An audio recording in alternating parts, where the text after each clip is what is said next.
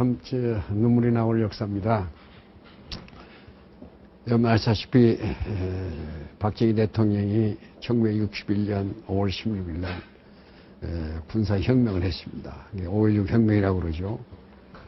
그런데 우리는 혁명이라고 그러지만 그 당시 미국 대통령인 케네디가 혁명이라고 하지 않고 쿠데타 했습니다. 그 당시 쿠데타가 유행이죠. 정치가 부패해서요. 필리핀, 인도네시아, 말레이시아 전부 다 군인들이 이제 쿠데타가 유행입니다. 그 처음에 파키스탄의 트리노 대통령이요.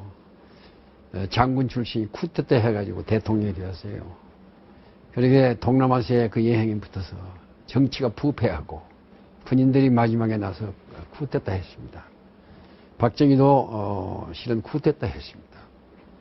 윤보선 시대, 장면 시대 정치가 부패하고 그래서 군인들이 나라를 살기 위해서 5.16 군사혁명이라고 그러는데 사실은 쿠데타 했죠. 그래서 문제가 생겼습니다. 우리나라 쿠데타가 성공이 되면은 동남아시아가 전부 다 쿠데타 성공을 하잖아요. 네. 미국 대통령이 케네디입니다. 존 F 케네디가.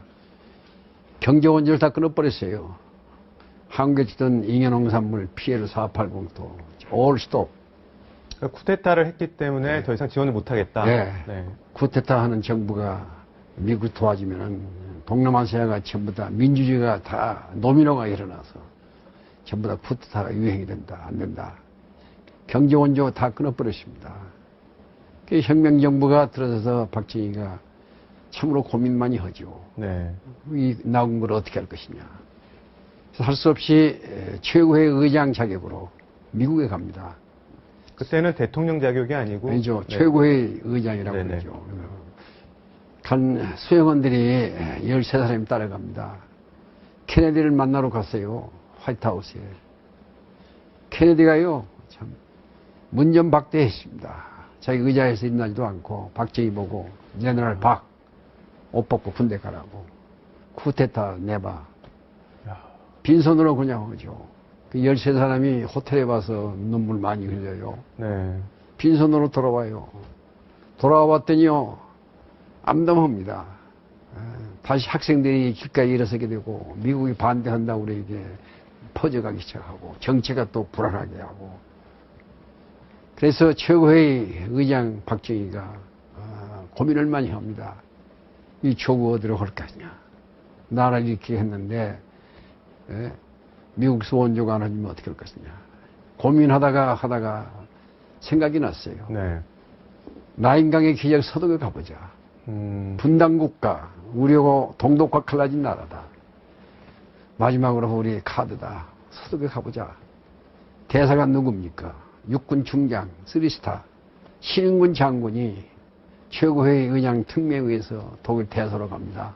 그러니까 미국에서 문전박대 받고 찾은 게 이제 독일이었군요. 그럼요. 네네. 갈 데가 없이 독일이 가죠. 네. 분단국가 찾아서. 마지막 카드예요. 그래서 신인군 대사가요. 3스타 장군 출신 아닙니까? 영어 참 잘하는 분이죠. 독일에 가서 돈 좀 구워봐라. 마지막 카드다. 신인군 대사가 독일에 가서 먼 대사관에 가봤더니 외교관들 7사람이 젊은 사람 앉아있는데 독일말을 하는 외교관이 하나도 없어요. 독일 사람이 영어를 못하죠. 커뮤니케이션이 통화가 안 됩니다. 네. 서로. 문제가 복잡해졌어요. 독일말 하는 사람을 찾다 보이게 거기서 한 사람을 나를 찾았습니다. 독일에서 공부한 사람이 경제학 박사 한 놈이 하나 있자. 그래서 최고에다가 직접 전문을 칩니다. 우리 대사가 백양훈 박사를 찾아서 독일로 보내주십시오. 그 양반이 와야 할 것입니다. 그래서 최고회에서 내가 당시에 어디에 있었냐면요. 중앙대학교 교수로 있었습니다. 중앙대학교에 그때 최고회의 한 사람인 나를 찾아왔습니다. 문고문과 위원장이 이원식 장군이 찾아왔어요. 찾아와서 나를 붙잡고 중앙정보부에 끌고 갑니다. 놀라셨겠어요? 놀랬죠. 네. 남산에 있는 콘서트 2개. 네. 김정필 씨를 만나게 되죠. 김정필 씨가요, 지하실에 가서 나를 대우해주면서 눈물겨운 말에 이 얘기를 해요. 네. 5.16 혁명정부가 배경이 뭔지 아느냐. 나라를 위해서 일으켰다. 설득을 많이 합니다. 근데 일주일 동안 거기서 세뇌교육을 받아요. 댁에도 못 가시고요? 예. 아, 네네. 거기서요. 그래서 나한테 제1차 경제개발 5억 년 계획을 만들어달라. 예. 그래서 그 안에서 한국은행에 있는 조사부장들 오라고 그래가지고 작업을 해서 우리나라 경제개발 제1차 5억 년 계획을 제가 작성을 합니다. 네. 그때 나도 눈물이 많이 흘렸어요. 세계은행에서 발표한 자료를 보이게. 한국은행에서 가져온 자료. 세상에. 세계 120개 모든 나라가 전부 다 있는데 제일 못 사는 나라가 인도였습니다. 당시에요. 네. 1인당 GNP가요, 인도가 52불 했어요. 네. 60년 기준으로. 그 위에가 사우스 코리아. 우리가 1인당 국민소득이 참 72달러 했습니다. 네. 그 위에가 어딘지 아세요? 노스 코리아. 북한이 그 당시엔 더 잘 살았네요. 잘 살았습니다. 86불 했어요. 이 자료를 놓고 얼마나 눈물을 많이 흘렸습니까? 그래서 혁명정부를 이해하게 됩니다. 그래서 만들어 주었더니 상공부 장관이 당시에 육군소장 정리액입니다. 지금 살아계십니다. 네, 네. 훌륭한 장군이죠. 상공부에서 오라고 해서 갔더니 장관이 공무원들 잔뜩 내면서 나한테 발령장을 줘요. 상공부 장관 특별보좌관. 상공부 장관 장관. 특별보좌관으로 이제 임명장을. 네. 그래서 얘기를 들었더니 독일의 경제차절단 단장이 정리혁 상공부 장관입니다. 독일의 마지막으로 동크로 정리혁 상공부 장관이 단장으로 독일에 갑니다. 네. 수영은 따라간 사람들이요. 그 당시 7사람이 따라갔습니다. 장관 특별보좌관이에요. 독일에 갑니다. 독일에 가서 몬 대사관에 갔더니요. 신인군 대사가요. 참 눈물겨운 얘기를 해요. 뭐라고 하던가요? 나를 붙잡고 눈물을 흘려요. 신인군 대사가. 백 박사, 국가를 위해서 좀 도와주세요. 에드와드 당시에 경제장관을 꼭 만나게 해달라고. 당시에 차관. 당시에 에드와드가 장관입니다. 네, 네. 네, 에드와드가요. 장관이고 차관은 웨스트릭 차관. 네네. 대사가 독일 에드와드 장관을 만나려고 우리 장관은 그렇게 못 부딪혔는데 독일 정부에서 안 만나줘요. 장관을. 왜 그러냐? 미국이 반대하고 있습니다. 독일도 미국서 마샬 혼주 받고 있었어요. 네네. 미국서 못 만나게 하는 거예요. 우리 정례혁 상공부 장관이 에드와드 장관을 못 만납니다. 세상에 그럴 수가 있어요. 제가 어떻게 했는지 아세요? 에드와드 장관이 경제학자 출신입니다. 네. 나를 가르친 은사, 포크트 교수, 박사 멘토리전 지도교수 아닙니까? 네, 네. 이 양반은 같은 동료 교수예요. 또 그렇게 또 인연이 있네요. 인연이 됩니다. 제가 은사를 찾아가요. 교수님 살려주세요. 국가가 나를 파견했습니다. 장관 좀 만나게 해주세요. 에드와드 장관 좀 만나게 해주세요. 우리 은사가 뭐라고 하는지 아세요? 안 돼. 학자가 그런 거 하는 거 아니야. 학자가 그런 정치에 개입 안 돼. 그냥 거절당했습니다. 어떻게 해요? 제가요, 사모님 찾아갑니다. 새벽마다. 새벽 6시에 사모님 찾아가서 치마 붙잡고 통곡을 해요, 제가. 사모님, 살려주세요. 국가가 나를 파견했습니다. 남편을 설득해서 장관 좀 만나게 해주세요. 일주일간 눈물을 매일 흘렸어요. 제자의 눈물이 사모님을 감동시키죠. 네. 자기 남편한테 여보, 당신 좀 도와줘. 그래서 하루 있었더니요, 장관실에서는 안 오고 차관실에서 연락이 왔어요. 네. 웨스트릭 차관이. 장관은 못 만나고 차관실에서 연락이 없다. 네. 정례혁 장관, 상무 장관 모시고 우리 대사하고 서희 차관실에 갔어요. 웨스트릭 차관실에. 차관이 뭐라고 하는지 아세요?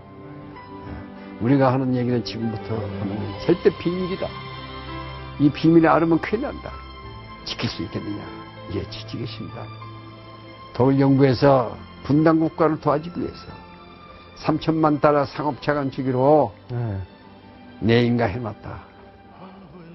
3천만 다 상업차가 줄 테니 빨리 은행에 가서 외국 은행에 가서 지급보증서 받아오라. 그럼 일주일간 집 앞에서 기다리고 그런 눈물이 성공한 거네요? 그거에 제자의 눈물이 나라를 일으키는 역사가 됩니다. 네. 난 지금 너 얘기하면 눈물 나와요.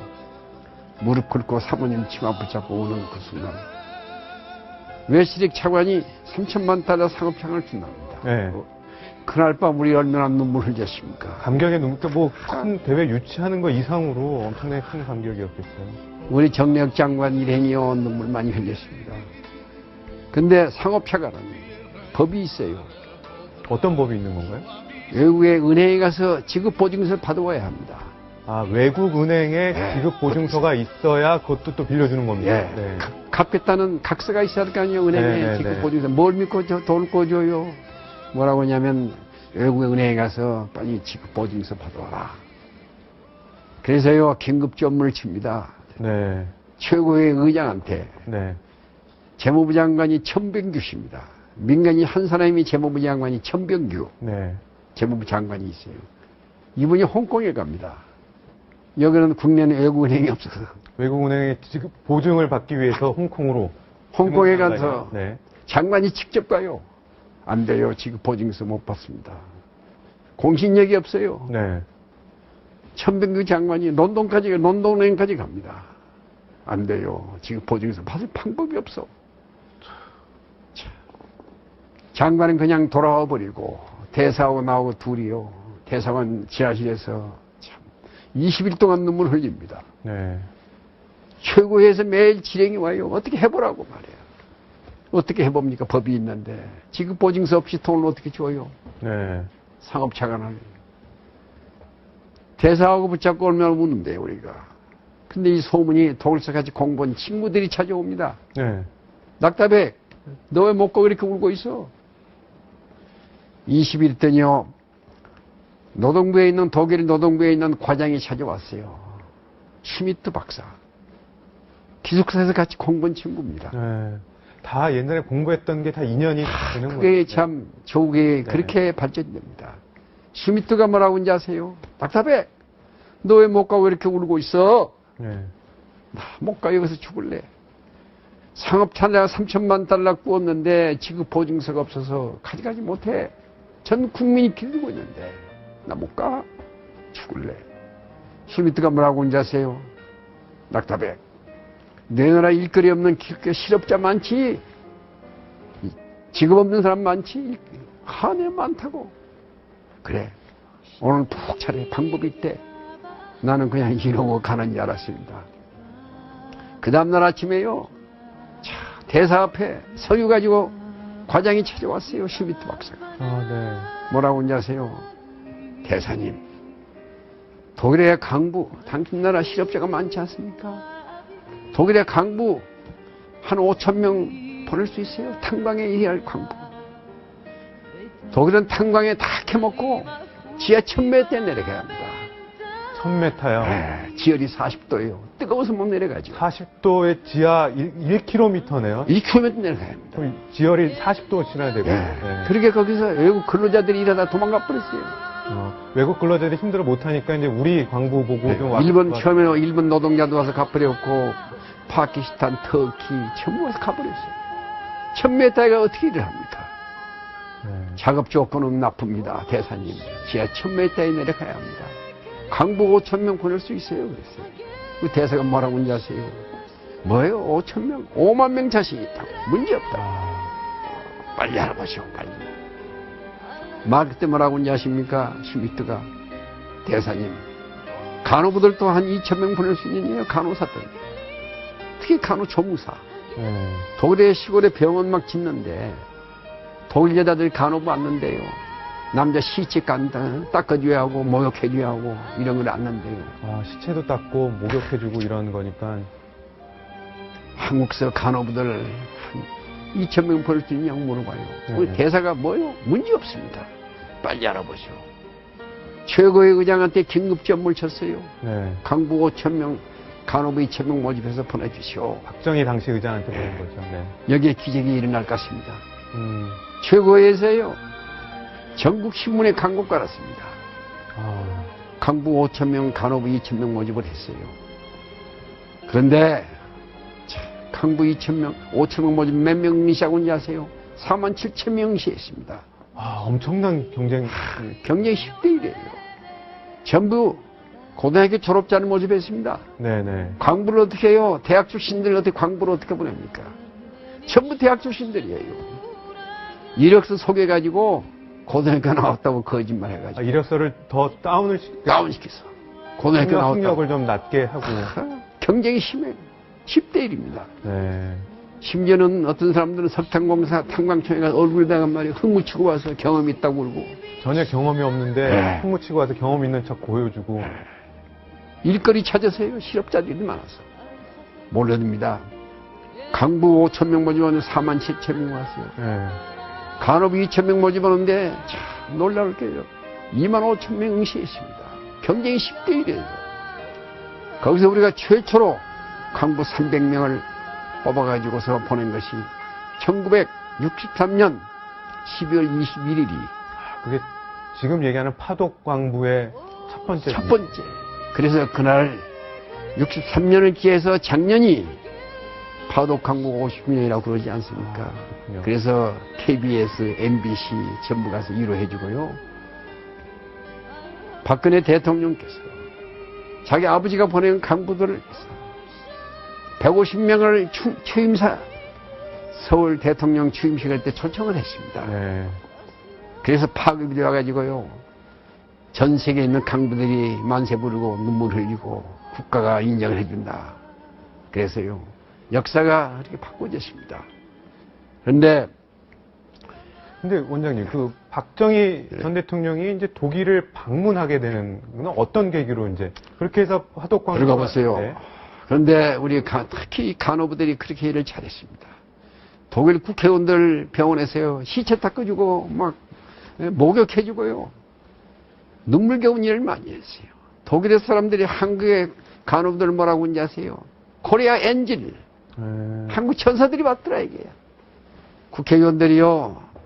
기민당의 원내 총무 낙다 바그나 원내 총무가 간호부 신설이 졌어요. 그 원내 총무가 중심이 돼서 15사람 국회의원이 야 그럼 민족 우리 도와주자. 국회에서 결정을 합니다. 그 국회의원 만장일치예요. 그 결의문에 의해서 대정부 건의안을 채택해서요. 독일 대통령이 박정희 대통령이 1963년 박정희 대통령이요. 윤보선 씨 선거해가지고 이제 대통령 되지 않았습니까? 그래서 64년 12월 5일 날 독일 대통령 르브케가 공식으로 박정희 대통령을 국빈으로 초청해 갑니다. 이건 독일 국회의원들이 그런 민족 도와주자. 그러니까는 그 간호조무사들, 광부들의 그 노력을 보고 독일 사람들이 감동을 받아요. 네. 한국의 프로이센들이다. 이런 민족 어디가 있냐 도와줘야지 우리가. 미국이 뭐라고 그러도 이런 민족 도와주자.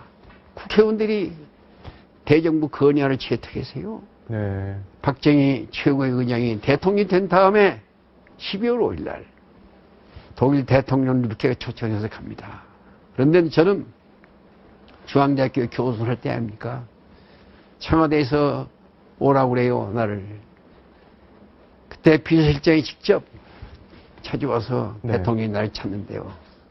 청와대에 갔더니 세상에 대통령이요, 현관 바깥에 와서 날 기다리고 있어요. 나를 보더니 두 손을 끼안아요. 박정희 대통령이. 네네. 눈물이 얼마나 나와요. 대통령이 끼안아주면서. 백 박사, 참 얘기 많이 들었어. 수고 많이 했어. 대통령이 날 눈물 닦아줍시다. 방에 갑시다. 방에 갔더니요, 유교사가 눈물 닦아주고, 오차 한잔 대주고, 대통령이 나보고 뭐라고 하는지 아세요? 백 박사, 나 한 번 더 도와주시오. 예, 각하. 뭘 도와드릴까요? 내가 독일 대통령 초청으로 독일에 가는데 내 통역관이 없어. 내 통역관이 맡아주셔야겠습니다. 예, 영광입니다. 제가 모시고 가죠. 제가 박정희 대통령 통역관입니다. 그렇게 해서 통역관이 됐군요. 네. 그래가지고 독일에 가는데 참 눈물 나오는 얘기가 있어요. 독일에 가기 위해서요. 장기영 부총리가 예, 미국 비행기를 차타했습니다. 노스웨스트. 그때 저희가 전용기가 없었기 때문에. 비행기 하나도, 프로펠러 비행기 몇 대 있는데요. 민간 항공사도 없었죠, 그때는. 네네. 항공사가 있긴 있었습니다. 했는데, 프로펠러 비행기. 네. 칼이 프로펠러 가지고 있었어요. 그냥, 프로펠러 가지고 독일 못 가죠. 고민입니다. 그래서, 노스웨스트 에어라인을 차타했어요. 15일 동안 $50,000 주고, 장경 부총리가 이동을 MOB 장관홍에서 네. 노스웨스트 했는데, 세상에. 일주일 내에 놓고 캔슬해버렸어요. 노스웨스트가. 왜요? 미국 대통령이 너 그때도 쿠데타 나라 대통령이 미국 비행기 타고 가? 다른 나라한테 점 자극을 한다 이게. 캔슬. 야, 앞뒤가 막혀버렸어요. 그럼 타고 갈 비행기가 없어졌네요. 없어져버렸어요. 네. 그 심정을 생각해 보세요. 예? 그래서요, 제가 독일로 날아갑니다. 날아가서 시린군 우리 대사하고 둘이 몸부림을 쳐요. 독일 정부에다 교섭을 합니다. 예? 루프탄사 좀 보내주세요. 독일 비행기 좀 보내. 우리 대통령 모시는 비행기가 없습니다. 서울에 있는 문가 대사가요, 참 고마웠습니다.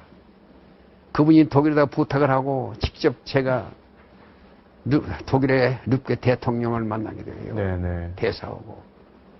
그랬더니 대사가요, 연구해보자. 근데 서울에서 전문이 내려왔어요. 루프탄사가 왔답니다. 독일 사람이 얼마나 고마운지 아세요? 허락을 해줬군요. 어떻게 한지 아세요? 자, 독일 사람들이요. 동경에서 출발해가지고 가는 루프탄사 있잖아요. 민간 항공. 네. 홍콩 거쳐서 가는 비행기가 있잖아요. 네. 이거 1등간 비워두고 동경, 서울, 홍콩. 경유지가 아닌 서울을 태우고 경유를 해서 박정희 모셔요. 대통령을 태우고 가는 걸로 됐군요. 그 독일 사람들이요, 1등간만 비워두고 수행원들 36명은 전부 다 2등간, 3등간 타고 그리고 홍콩 거쳐서 갑니다. 네. 원장님, 이렇게 되면 이쯤에서 예. 옛날 추억이나 장면을 좀 회상하실 수 있게 예. 팩트10이 이제 옛날 영상을 준비를 했습니다. 이게 예. 이제 드디어 이제 떠나는 장면인데 한번 예. 보고 말씀 계속 해주시면 예. 되겠습니다. 한번 보시죠. 예.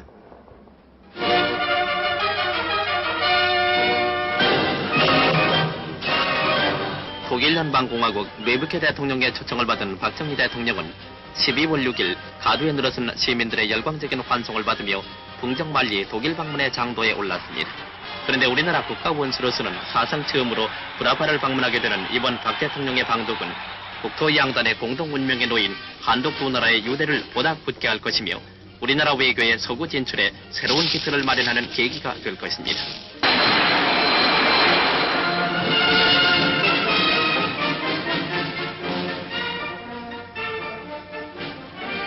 로마와 프랑크푸르트 공항을 거쳐 7일 아침 9시 40분 박정희 대통령은 9,000마일의 긴 여행을 마치고 독일 연방공화국의 수도 본시에 무사히 도착, 독일 방문에 역사적인 삭발을 내디뎠습니다.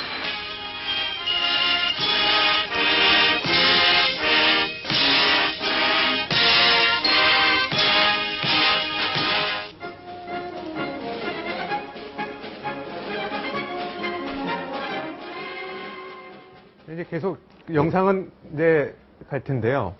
보면 이제 저렇게 도착을 했습니다. 도착을 해서 여러 번 많이 울었다는 얘기가 있는데 첫 번째 크게 울었던 건 또 어느 때입니까? 만찬 때가 뭐 이런 게 있었다고 하던데요. 첫 번째 눈물을 흘린 것은요, 그게 아니고요. 첫날 하룻밤 자고 어디 갔냐면 파도 강부 탄광을 찾아갑니다. 아, 탄광을 찾아갔어요. 왜 자기 나라의 광부들 일하는 모습을 좀 가야죠. 네. 광산천에 가가지고 공회당에 갔더니 참, 그 관객은 눈물을 표현할 수가 없어요. 직접 같이 보셨을 거 아니에요? 물론 제가 모시고 갔죠. 네. 탄광을 갔더니 들어갔더니 500명 앉아있는 광부들 새카매 얼굴이 대통령을 섰다고요. 차렷하고 앉아있는 그 모습 들어갔는데 단상에 올라가자요. 애국가가 나옵니다. 대한민국 애국가가. 세상에. 애국가의 말이 그렇게 무섭습니까?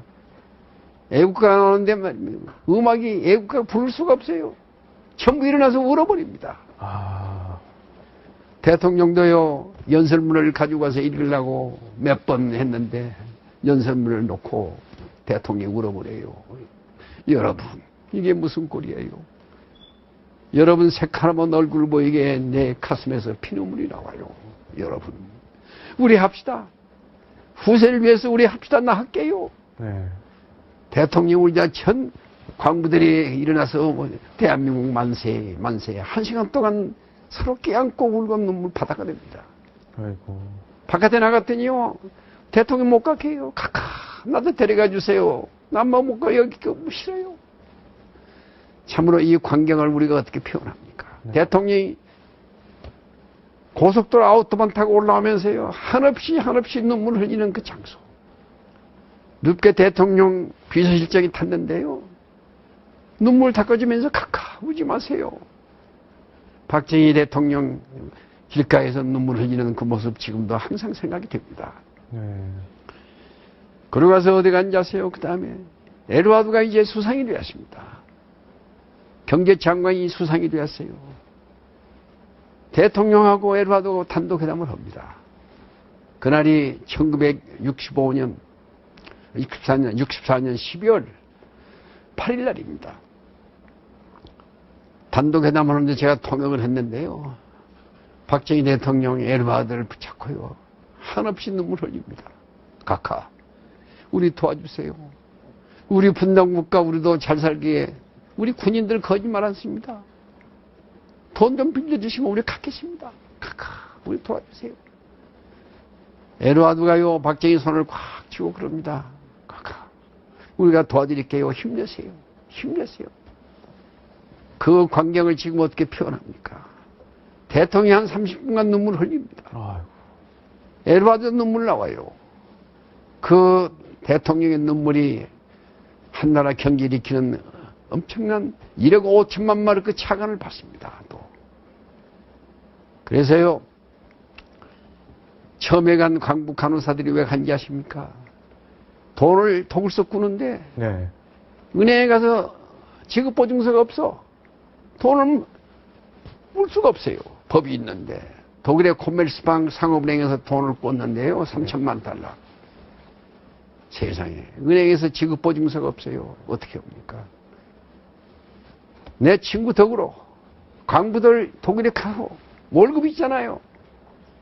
그 월급을 담보로 집어넣습니다. 그래서요, 현지 은행에서 지급보증서 받아가지고 돈을 꿔 상업자산을 꿨습니다. 자체에서. 몸을 담보로 해가지고 돈을 꾼 나라가 어디가 있습니까? 네. 그것이 인연이 돼서 우리 대통령인 독일에 64년 12월 5일 독일로 가서 현장 교육 전부 합니다. 에드와드가 얼마나 고마워요. 독일의 경제 발전사를 얘기합니다. 카카, 나인강의 기적을 만드는 건 내가 아닙니다. 히틀러가 했습니다. 이번에 카카 오셔서 아우토반 달려보세요. 아우토반 깔아서 히틀러가 깔았습니다. 아우토반 깔으면 어떻게 하면 이제 자동차가 있어야죠. 폭스바겐 공장 히틀러가 했습니다. 자동차를 만들어서 달리게 했죠. 철광산업을 시켰습니다. 이번에 아까 폭스바겐 공장 가시게 되어 있습니다. 가보세요. 지금도 써 있습니다. 히틀러가 쓴 폭스바겐. 가보세요. 한국도 자기가 알기에는 산악지대고 그랬다. 네네. 한국에서도 자동차를 달리기 위해서 아우토반 깔으세요. 자동차를 하십시오. 철광산업을 해야 합니다. 그래야 경제가 발전해요. 이게 조목조목 조언을 해주네요. 에드와드가 충분해 줍니다. 박정희가요, 예, 고맙습니다. 고맙습니다. 아우토반은 달리는데요, 제가 그랬습니다. 카카, 어저께 에드와드 수상이 말씀하신 아우토반 달리고 있습니다. 지금. 참, 눈물 나오죠. 네. 대통령이 그래요. 그래? 올 스톱! 가는 차를 정지시켰어. 아우토반 달리다가. 네네. 차에서 내리더니요, 그 아우토반을 보고 대통령이 얼굴을 대요. 땅에요. 땅에 키스를 했습니다. 장기영 부총리, 이동훈 외무부 수행원들이 전부 다 땅을 보고 키스를 해요. 왜 그러냐? 우리도 하자. 네. 아우트만을 보고서 박정희 대통령이 조국을 위해서부터 하자. 에드와드가 충고한 걸 받아들입니다. 나는 13일 동안 대통령 모시고 독일에 다니면서요. 네. 고생 많이 했습니다. 통역과는요. 밥도 못 먹어요. 아, 그러시겠어요. 양쪽 통역을 해야 하기 때문에 샌드위치 까먹고 내가 13일 동안 밤에 가면요. 그냥 자지 않습니다. 새벽 2시까지. 낮에 한 걸 전부 기록을 해요. 예. 예? 그 아우토반 그 몇몇 타지 뭐 어떻지. 현장 교육을 하면서 이 양반이 13일 동안 완전히 나인간 기적을 공부를 합니다. 네. 그래서 이 양반이 뭐라고 하냐 아세요?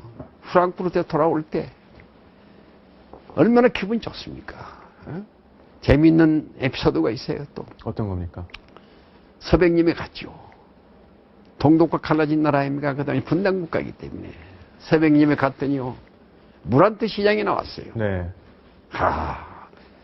저녁 9시에 비행기에 탁 내렸더니요. 저도 놀랐습니다. 비행기 내리자마자 애국가가 나와요. 대한민국에. 군악대가 나와가지고 박정희를 환영해 줍니다. 무란트 시장이. 네. 그 다음날 어디 갔냐 하세요? 공과대학에 가서 강의를 합니다. 강의를 하는데요. 옛날 케네디가 와서 강의한 장소예요. 네. 박정희 연설을 하는데요. 난 놀랐습니다. 큰 실수를 했어요. 내가 통역관이. 어떤 실수를 하셨습니까?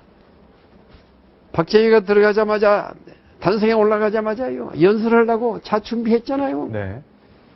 연설하려고 몇 명이 찍는데 막 책상을 두들겨. 학생들이요? 학생들이. 네네. 공과대학에서. 이거 뭐 오지 말라는 거예요? 뭐. 그게 독일 사람들이 그게 환영의 뜻입니다. 아, 독장을 치는 게. 네, 교수들이 오면 이렇게 책상을 두들겨요. 네. 박수 치는 법이 없어요, 독일 사람들. 박수 대신 이걸로 하는 건데. 이걸 하는 거지. 박정희 전 대통령은 좀 놀랬겠어요? 그 얘기를 내가 했어야 할 텐데. 네. 연설을 하려고 그러는데 이걸 박정희 대통령은요, 야유하는 줄 알았어요. 얼굴이 빨개져 버렸어요. 날 쳐다보고. 네. 야, 얼마나 당황한지 아세요? 그리고 또 가더니 조금 있으면 또 해. 연설 그러자요, 도중에요? 도중에. 네. 그래서 박정희가 알았어요. 이게 환영하는 거구나. 거기서부터 신나게 얘기했어요. 뭐 그런 일도 있었네요. 그리고 나왔더니 자동차 타고 나오면서 밖에 뭐라고 하냐고요. 백 박사, 그 얘기 좀 해주지 왜 안 했어? 죄송합니다. 참 죄송합니다. 네. 한나라 대통령에 관한 그런 에피소드가 있었습니다. 근데 보면 원장님 말씀 중에 여러 인터뷰 중에 이런 말씀이 있으세요. 젊은 박정희를 바로 옆에서 본 경험이 내 평생의 삶을 이끌어준 나침반이다. 예. 뭐 변함없으시겠죠? 예, 변함없습니다. 박정희 대통령이요, 나를 그렇게 좋아한 이유가요. 옆에서 참 모든 걸 교육을 합니다. 예? 나인간 기적의 현장에서 참 설명을 해요. 새벽 2시까지. 그랬더니 프랑크푸르트에서요, 마지막 날 자고 돌아오는 날입니다. 그 다음날 아침에 36이 아침 밥 먹고 해야 호텔에서 돌아오면 그만 아닙니까 이제. 거기서 나를 불러요. 백영훈 박사. 그러더니 뭐라고 하는지 아세요? 난 놀랬네요. 물어보지도 않고 네. 오늘부로 백영훈 박사를 청와대 경제비서관으로 제가 임명합니다. 경제비서관이요? 전부 박수 치더라고. 네. 네? 축하한다고. 이동원 외무부 장관 보고 물어봤어요. 내 친애기 때문에. 그게 무슨 자리냐 그랬더니 그 장관급이래. 네? 그 장관이 된 거예요 이놈아. 32살 먹은 사람이. 네. 그래서 내가 박정희 대통령 방에 가서 그랬습니다. 카카 참 고맙습니다. 그런데 제가 이 그대로 그냥 갈 수가 없습니다. 돌아갈 수가 없습니다. 제 임무 끝났습니다. 돌아가실 때 통역반이 필요 없지 않습니까? 내가 이대로 그냥 못 갑니다. 나를 도와준 친구들이 많습니다. 우리 은사를 찾아가서 고맙다고 해야 합니다. 독일 또 온지 또 올지 모르는데 한 일주일 있다가 친구들 만나서 고맙다고 해주고 가야 합니다. 이게 독일 정신입니다. 네. 그냥 갈 수가 없습니다. 네. 그랬더니 대통령이 그래야지. 그러면서요 자기 부인한테 유여사한테 가더니 봉투 하나 또 갖다 줘. 나중에 보니 1,000달러 내가 하사금 받았습니다. 큰 돈. 당시에 큰 돈이죠. 네. 2,000불 가지고요 몬에 돌아가서 신인군 대사하고 같이 친구들하고 파티 해주고 우리 은사를 찾아갔어요. 그 다음날에 선물 하나 크게 가지고 도자기 갖다 드리고 네. 대통령께 주신 거라고. 아, 그만큼 드릴만 하죠. 네. 네.